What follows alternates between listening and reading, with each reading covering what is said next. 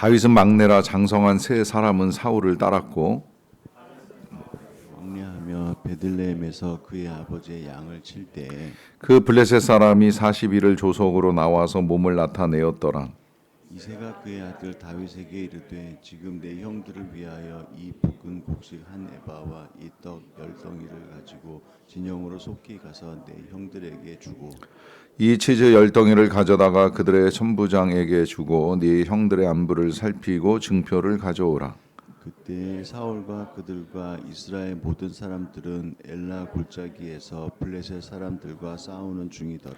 다윗이 아침에 일찍이 일어나서 양을 양지키는 자에게 맡기고 이새가 명령한 대로 가지고 가서 진영에 이른즉 마침 군대가 전장에 나와서 싸우려고 고함치며 이스라엘과 블레셋 사람들이 전열을 벌이고 양군이 서로 대치하였더라. 다윗이 자기의 짐을 지키는 자의 손에 맡기고 군대로 달려가서 형들에게 문안하고 그들과 함께 말할 때 마침 블레셋 사람의 싸움 도두는 가드 사람 골리앗이라 하는 자가 그 전열에서 나와서 전과 같은 말을 하매 다윗이 들으니라. 이스라엘 모든 사람이 그 사람을 보고 심히 두려워하여 그 앞에서 도망하여 하며 이스라엘 사람들이 이르되 너희가 이 올라온 사람을 보았느냐 참으로 이스라엘을 모욕하러 왔도다. 그를 죽이는 사람은 왕이 많은 재물로 부하게 하고 그의 딸을 그에게 주고 그 아버지의 이스라엘 중에서 세금을 면제하게 하시리라. 다윗이 곁에 서 있는 사람들에게 말하여 이르되 이 블레셋 사람을 죽여 이스라엘의 치욕을 제거하는 사람에게는 어떠한 대우를 하겠느냐. 이 할례 받지 않은 블레셋 사람이 누구이기에 살아계시는 하나님의 군대를 모욕하겠느냐. 백성이 저와 같이 말하여 이르되 그를 죽이는 사람에게는 이러이러하게 하시리라 하니라. 아멘. 생각지 못한 큰 어려움이 닥칠 때 눈앞에 보이는 것으로 쉽게 판단하고 두려워하지 말아야 한다는 것이 어제 우리가 함께 나눈 말씀입니다. 그렇게 말씀드린 이유는 하나님께서 그보다 크신 능력과 권세를 가지고 우리의 일들을 풀어가시기 때문입니다. 문제는 이제 이 하나님께서 일하시는 것이 우리의 눈에 쉽게 잘 보이지 않는다는 것입니다. 하지만 그것이 우리의 눈에 보이지 아니할 뿐이지 하나님은 또 다른 곳에서 우리가 생각지 못한 방식으로 하나님의 일들을 준비하시고 이루어 가시는 것을 알 수가 있습니다. 이렇게 이제 말씀드리는 근거가 오늘 본문에 기인하는데요. 이스라엘 백성들 앞에는 블레셋과 또 그들을 이끄는 골리앗이라고 하는 이제 큰 장수가 눈앞에 섰습니다. 그 앞에서 이스라엘 백성들은 어찌할 바를 알지 못하고 두려워 떠는 상황이었습니다.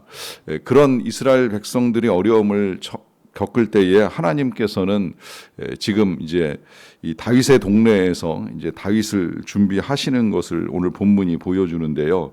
이 다윗을 전쟁터로 보내시기 위하여서 먼저는 이제 이새를 소개하고 또 이새가 다윗에게 명령을 내리는 상황을 우리에게 알려줍니다. 이 이새는 오늘 본문에 소개되기를 나이가 많아서 늙은 사람으로서 8 아들이 있었다라고 표현을 하는데요. 어떻게 보면 이 다윗은 그 늙은 아버지의 막내 아들이라고 할 수가 있습니다. 그러하기 때문에 이제 형들이 다 군대에 참여를 하고 3명이 참여를 하고 이제 이 다윗은 남아서 아버지의 양떼를 지키는 이제 목동과도 같은 삶을 살았다고 볼 수가 있겠는데요. 그가 왕궁으로 부름받은 내용을 우리가 앞서 읽었기 때문에 그가 어떻게 또다시 이 베들레헴에 있을까 이제 생각하실 수가 있는데 당시 사울 왕은 이제 왕궁을 갖추고 있었던 상황이 아니었었고요. 이제 그러다 보니까 많은 신하들을 한 공간 안에 거느리고 있을 만한 여건이 되지 아니하였습니다. 그러다 보니 상태가 안 좋을 때마다 이제 다윗을 호출해서 다윗이 오가면서 이 왕궁 사역을 감당했을 뿐 그런 일이 생기지 아니하면 이제 그는 또다시 다시 베들레헴으로 돌아와서 이 아버지의 양떼를 치는 이제 목동 역할을 할 수밖에 없었습니다. 그런 가운데 이제 아버지의 시중을 들다가 어느 날 아버지가 심부름을 보내지요. 그 심부름은 이제 전쟁터에 나가 있는 이 이새의 세 아들이 잘 있는지를 확인하고 오라라고 하는 심부름이었어요. 그래서 형들을 위한 이제 양식을 전달하기 위해서 볶은 곡식과 떡을 챙기고 심지어 그 당시 이제 천부장이라고 하는 지휘관에게 갖다 줄 이제 치즈까지 준비를 해서 가져가도록 명령을 내립니다. 여기서도 또다시 당시의 군대가 이 사울의 왕국만큼이나 뭐 모든 것들을 다 갖추고 보급을 하는 군대가 아니라 때로는 집에서 이렇게 양식을 챙겨가지고 보내야 되는 일을 해야 하는 군대라고 여겨지기도 하고요. 혹 그런 거 아니라고 하면 뭐 저 때는 이제 그랬어요. 참 희한하게도 저희 형님들은 그런 적이 없는데 저는 이 서울에 있는 군대에서 군 생활을 하면서 휴가를 나오게 되면 반드시 복귀할 때 이 떡을 싸가지고 오는 것이 부대의 전통이어가지고 항상 나왔다가 이제 복귀할 때는 이제 떡을 준비하는 일을 해왔는데 부모님들이 좀 의아하게 생각은 하지요. 멀리 있었던 형들은 떡을 싸가는 법이 없었는데 왜 도심에서 이제 그런 일을 하는지 좀 이상하다 이제 이런 말씀을 하시긴 하셨는데 뭐 그런 식으로 이제 먹을 걸 좀 챙겨가지고 이 함께 근무하는 사람들과 이제 먹을 수도 있다는 생각을 할 수 있습니다. 어찌되었건 지금 이 이새가 다윗을 보내면서 이것저것 챙겨가지고 보내는 이유는 이 아들들의 안부가 너무 궁금한 거예요. 이 전쟁터에서 죽었는지 살았는지 당시 누가 전령으로 소식을 전해주는 사람이 없다 보니까 이렇게라도 해서 내 아들의 지금 상황이 어떠한지를 알고 싶은 이 아버지의 마음이 그대로 전달되는 거죠.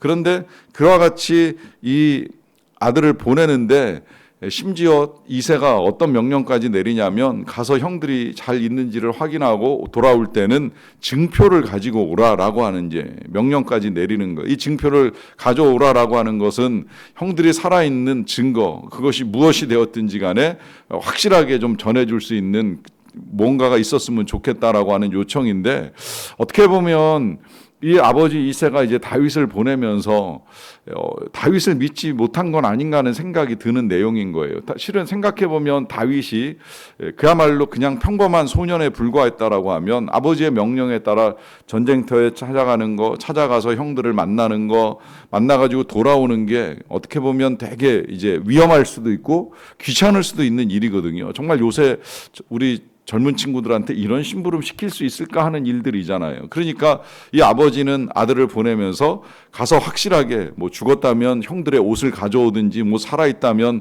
뭐 살아있는 메시지를 갖고 오든지 분명한 이제 증거를 가져오라라고 하는 요청을 하는 것을 볼 수가 있는데요.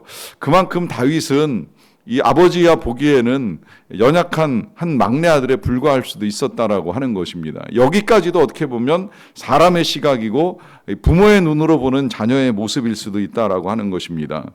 그런데 이제 그러한 심부름을 받고 이 전쟁터를 향해서 나가는 다윗의 태도는 뭔가 좀 다르다라고 하는 생각을 합니다. 그건 제일 먼저 그는 이제 아침 일찍이 일어나서 떠날 준비를 하고 출발을 하는 것이었습니다.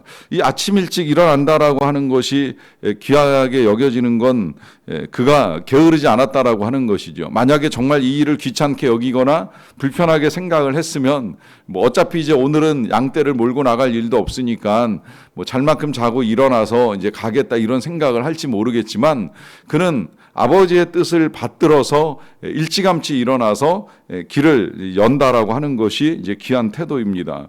누군가 그러더라고요. 여자가 만나면 안 되는 남자의 여러 가지 태도 가운데 한 가지가 이 게으름이 들어가요. 뭐 그 가운데는 이제 거짓말하는 남자 만나서도 안 된다 그러고 또 중독에 빠진 남자, 그것이 뭐 게임이든 뭐 음주든 어떤 것이든 이제 중독에 매여 있으면 일상을 제대로 살아가는데 어려움이 있으니까 이제 이도 안 된다 이제 이렇게 딸한테 훈계를 한 부모도 있는데 이제 그 가운데 한 가지가 게으름이라고 하는 거예요. 이거 천성적으로 고치기가 이제 쉽지 않다라고 하는 것인데 그런 면에서 보면 지금 이 다윗은 굉장히 부지런한 태도로 아버지에게 이제 순종하는 모습을 보여줍니다. 그래서 이제 일찌감치 집을 떠나가지고 전쟁터에 가게 되는데 이 전쟁터에 가보니까 여전히 40일 동안 이스라엘과 블레셋이 대치되고 있는 상태였고 골리앗은 매일같이 나와서 한 사람을 이제 내보내라라고 하는 이 요청을 하고 있었던 것이었습니다. 문제는 이제 이러한 일들이 계속되다 보니까 이스라엘 백성들의 반응은 두려워서 도망 가는 상황이었었고요. 이런 상황을 읽다 보면 여전히 이스라엘의 어려움은 해소되지 않았구나라고 하는 생각이 듭니다. 그런데 그 해소되지 아니한 어려움 가운데에 하나님께서 손을 놓고 계시는 것이 아니라 베들레헴으로부터 하나님이 보신 바로 그 다윗이라고 하는 사람을 이 전쟁터까지 보내시는 일을 하신 것이지요. 그래서 이제 다윗이 도착을 했는데, 도착을 하고 나서 보니까 이 전쟁터에 사울 왕이 이스라엘 백성들을 독려하기 위해서 이제 내놓은 제안이 들려오기 시작을 한 거예요. 그 제안이 25절입니다. 이스라엘 사람들이 이르되 너희가 이 올라온 사람을 보았느냐? 참으로 이스라엘을 모욕하러 왔도다. 그를 죽이는 사람은 왕이 많은 재물로 부하게 하고 그의 딸을 그에게 주고 그의 아버지의 집을 이스라엘 중에서 세금을 면제하게 하시리라 하는 말입니다. 자, 여기 지금 사울이 현상금을 걸었습니다. 그건 많은 재물도 주고 또 딸도 주고 거기에 더하여서 세금을 면제하는 아주 크나큰 혜택을 베풀겠다라고 하는 약속을 이스라엘 백성들에게 한 거예요. 이렇게 보면 지금 이 상황이 얼마나 힘든가라고 하는 것도 그냥 드러나는 것이지요. 오죽하면 이제 이렇게까지 제안을 했겠습니까? 정말 왕으로서는 굉장히 파격적인 제안을 한 거예요. 저 골리앗만 쓰러뜨리기만 하면 그러면 이제 뭐 재물뿐만이 아니라 딸도 주고 사위도 삼고 심지어 이제 대대로 세금까지 면하게 해주겠다라고 하는 아주 파격적인 약속을 한 것입니다.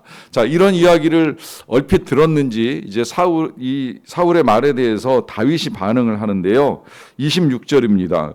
다윗이 곁에 서 있는 사람들에게 말하여 이르되 이 블레셋 사람을 죽여 이스라엘의 치욕을 제거하는 사람에게는 어떠한 대우를 하겠느냐라고 하는 질문인데, 이 질문은 정말 사울 왕의 이 포고를 몰라서 하는 것인지 아니면 그야말로 이제 그도 궁금해서 하는 말인지는 모르겠는데, 저는 이 말을 이렇게 읽으면서 그가 어떤 현상금에 대한 욕심이나 대우에 대한 기대보다는 지금 본인 자신이 이제 자신감을 가진 질문이라고 하는 생각이 들었어요. 만약에 내가 저 사람과 싸워 이기면 나에게 주어질 것은 무엇인가? 이제 이걸 조금 이제 애둘러서 사용한 표현이 이 이스라엘의 치욕을 제거하는 사람에게 어떤 대우를 해주겠느냐라고 하는 질문을 하잖아요. 그러고 나서 이제 나중에 설명을 듣는데, 제가 이제 그렇게 생각을 한 이유는 지금 이 골리앗이 이스라엘 앞에 서서 너희 중에 한 사람 나와서 붙어보자 하는 이 말은 지금 이스라엘 백성 전체를 향한 치욕이라고 생각하는 이 다윗의 표현에 있습니다. 이걸 얼마나 치욕스럽게 생각을 하는 거예요. 근데 그 치욕은 더 놀라운 건 지금 이스라엘 백성들만의 치욕이 아니라 하나님의 치욕으로까지 생각을 하는데요. 그 뒤에 이런 말씀을 하잖아요. 이 할례받지 않은 블레셋 사람이 누구이기에 살아계시는 하나님의 군대를 모욕하겠느냐 합니다.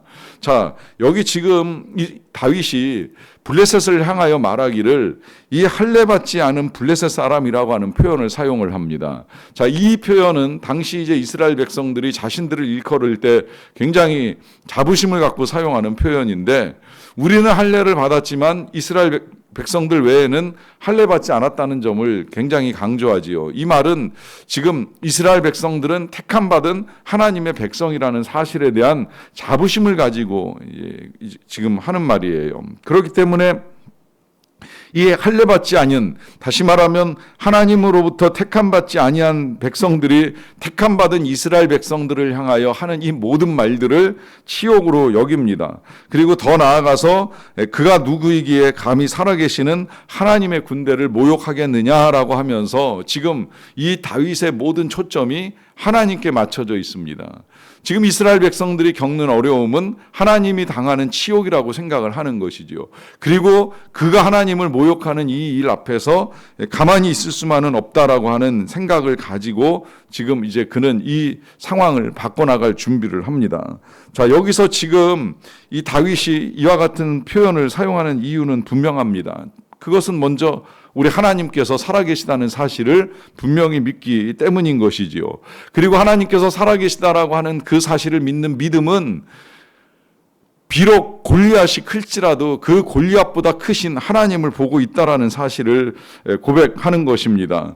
더 나아가서 우리는 약해 보일지라도 우리와 함께 하시는 하나님이 강하시기 때문에 얼마든지 이 상황을 바꾸어갈 수 있다라고 하는 믿음을 가지고 선포하는 것입니다.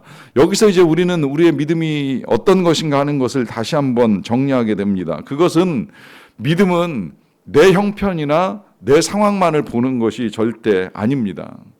그런 상황 속에서 나와 함께 계시는 하나님을 보는 것이 믿음입니다. 그 하나님이 함께 계신다는 것을 믿음으로 알고 나아가는 것입니다. 그러하기 때문에 믿음은 우리가 바랄 수 없는 것을 바라게 하고 볼 수 없는 것을 보게 하는 능력을 우리에게 허락합니다. 그래서 믿음을 가진 자들은 소망을 가지고 소망을 가진 자는 이제 용기를 낼 수가 있는 것입니다. 여기서 더 나간다고 한다면 믿음은 하나님을 향한 또 하나님을 위한 거룩한 분노를 품는 것이라고 할 수가 있습니다. 나 한 사람만의 문제가 아니라 이 일로 말미암아 우리 하나님의 명예가 실추되거나 영광이 가리는 일은 있어서는 안 된다라고 하는 생각을 하는 것이지요. 이것이 오늘 다윗이 골리앗을 보는 시각이었습니다. 여러분, 이 시각은 우리의 시각이 되어야만 합니다. 눈앞에 있는 문제 때문에, 상황 때문에, 사람 때문에 위축되는 마음이 아니라 우리와 함께 계시는 하나님이 살아계시고 그 하나님께서 영광을 받으셔야 된다라고 하는 믿음을 가질 수 있어야만 합니다. 이 믿음으로 현재의 상황에서 승리의 발걸음을 내디딜 수 있는 저와 여러분들이 다 되시기를 간절히 축원합니다. 기도하겠습니다. 사랑과 은혜가 풍성하신 아버지 하나님 감사합니다. 오늘도 우리가 하나님과 함께 하루를 시작할 수 있는 은혜를 베풀어 주셔서 감사드리옵나이다. 또한 우리가 게으르지 않고 이른 아침에 주님 전에 나와 주님을 찾으며 하루를 시작할 수 있게 하여 주신 것을 감사드리옵나이다. 무엇보다 하나님의 말씀을 듣고 이 하루를 시작하게 하시는 은혜를 감사드리옵나이다. 아버지 하나님, 오늘도 우리가 하나님의 말씀에 순종하고 또 권위를 존중하며 이 하루를 살아가고자 합니다.